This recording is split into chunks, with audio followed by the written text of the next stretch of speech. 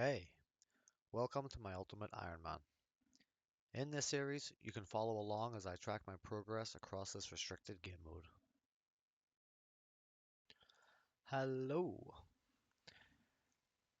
Today, I just wanted to take a bit of time and make a quick ramble on the account progress so far.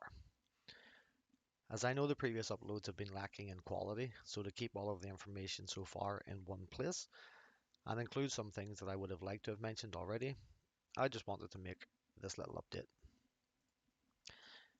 In the background, I'm off to get some barley seeds and do a quick birdhouse run. So getting straight into it, starting off with the episode 0. This was my mostly free-to-play adventure. Wizard's Tower. And this is where I started off my account. I started off with the intention of trying to stick on the free-to-play server, as I had a feeling I wouldn't play the account very often, if at all, outside of the random sporadic gaming session every few months. I eventually decide that this isn't going to work and that I need to become a member. So at the end of episode 0, I get membership and quickly become overwhelmed with the options available to me. It was during this time that I realized how much fun the Ultimate Ironman game mode could be. And at this stage, I had mostly avoided watching any kind of Ultimate Ironman progress videos or game series until I found Voluntas's Ultimate Ironman Inferno Pet series. A great series, which then got me introduced to other UIM series. Who am I looking for here? Olivia. All of which had their own kind of unique and individual twist to their playthroughs, maybe region locked or certain restrictions. That's what really got me drawn to the idea of the Ultimate Ironman game mode and embracing my own mini adventure. I'm just buying one set of seeds because I need to save space. I previously was buying two sets and it was just a nightmare. So there's going to be a lot of world hopping here. Actually, I'll tell you what, I'll do the world hopping later and we'll just get enough for this one trip. Just so we can stick to the point of this video and not get sidetracked, or at least not get sidetracked too much. Anyway,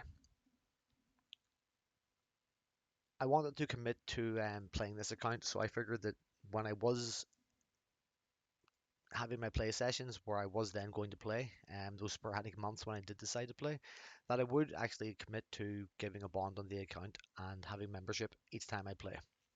At least that way I could set some form of a goal to achieve and something to push towards. I need to go to the Isle of Souls.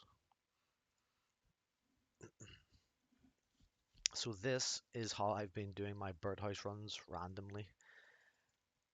Um, I should normally have my, excuse me, my seeds stocked up, and then I come to the Isle of Souls for this little puppy here, mahogany planks, and then we head on off to Varrock, and then run to the fossil island that way. So moving on then to episode 1. It introduces the early account membership grinds that most people will do on any account, such as Waterfall Quest, the Tree Gnome Quest series, and a lot of other very helpful account building quests. I trained a lot of useful early skills, such as agility, thieving, and I even got started on the hunter or the construction and hunter grind. Construction being the main one. I hit around 900 total level, including 43 prayer via the wilderness altar, using the boneyard and the big bones method. This was probably the first actual grind ever on the account, which was good fun and very worthwhile. Protection prayers are a literal game changer. Um, it's also at this point I had also made multiple mistakes with my looting bag mechanics. I had lost, I've destroyed two looting bags and all the items by not knowing how they worked. I've lost a lot of Ranar seeds and Ranar herbs, a bit of rune weaponry, and around 2 to 300k worth of loot. Um, so not great, but also not a major mistake, and definitely something worth doing at the start of it, or better off doing at the start of the account. It's a lesson learned earlier rather than later. Everything that I had was replaceable and ultimately was replaced. Episode 2 kicks off with a bunch of the Recipe for Disaster subquests, ultimately unlocking Adam's Gloves, which to me, I think that's a pretty good for an Ultimate Ironman at this stage of the game. There was less questing done in this episode, but all the quests here that were done were very important and helpful to the account nonetheless. I actually really enjoyed the questing on the Ultimate, having to scavenge my own items and get everything from scratch for the quest as I was going. It just it created a new challenge that I had never faced before, um, and I feel like I'll probably come to regret saying this, but I had a lot of fun along the way.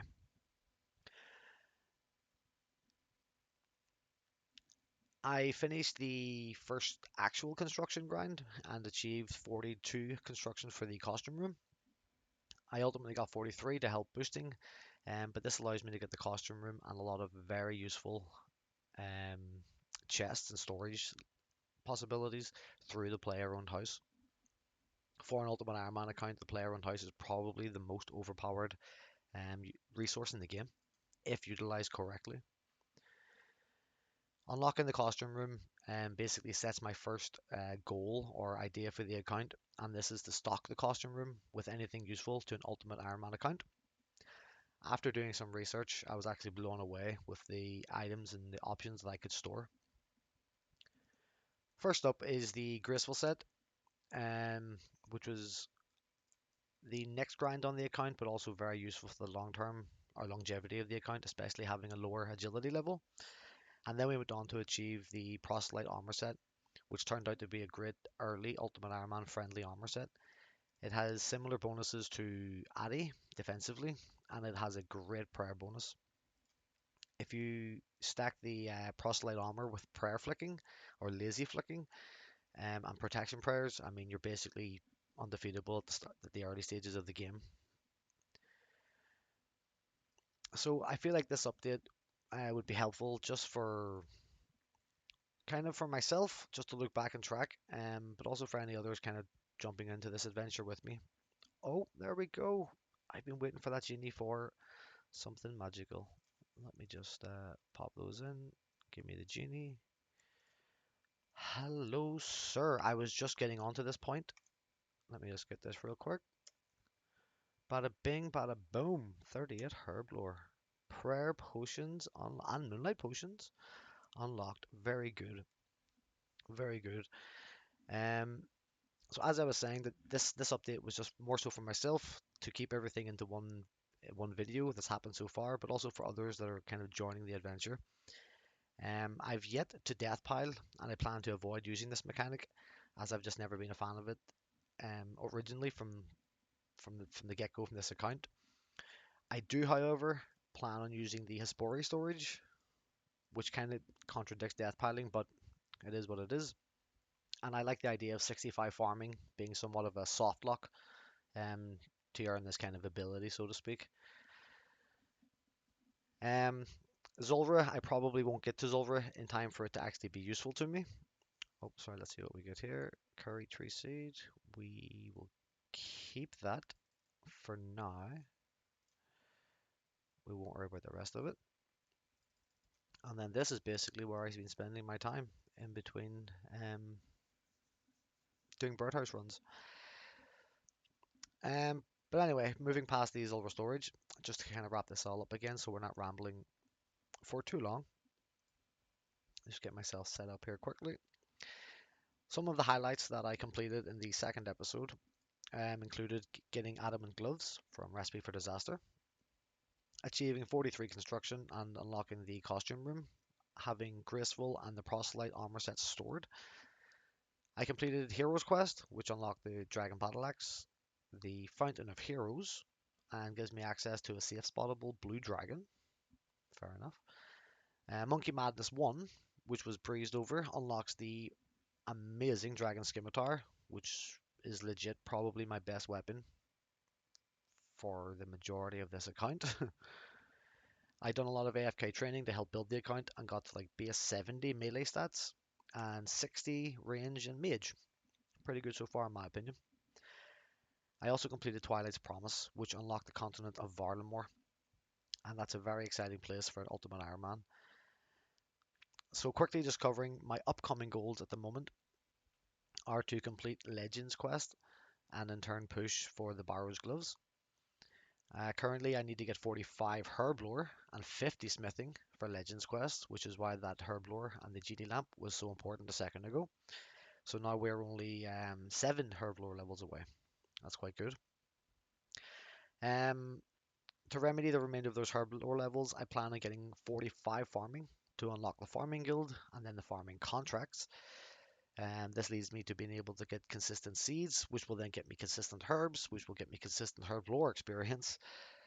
Um, I also need to work on Hunter passively, so I'll be doing that whenever I get the urge, because that could potentially become my second most useful utility skill behind construction if I train it early enough, so we'll see what happens there.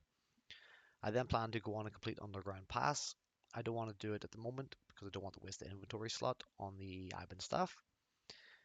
And then before doing that, I plan on doing the smithing grind, up to 50 smithing via the Giant's Foundry. I plan on using, sorry, Shanty to buy bronze bars. And if I get enough GP, I'll go to Varrock, to Horvik and buy iron and steel up there, or the armor sets at least. Having a clear inventory is going to be helpful for this, so I will be able to clear out pretty much these top 20 slots. These are all not important, basically. So I'm going to do my best in the meantime, between now and then, through experiments like this. This is the first live recording clip I've tried to do. I don't know how it's going to turn out. I don't know how the video is going to be. I don't know how the audio is going to be. So I'm going to do a lot of test clips like this, test uploads like this. I may delete some, so you'll never see them, so you won't know what I'm talking about. But basically, I just want to try and make this little series.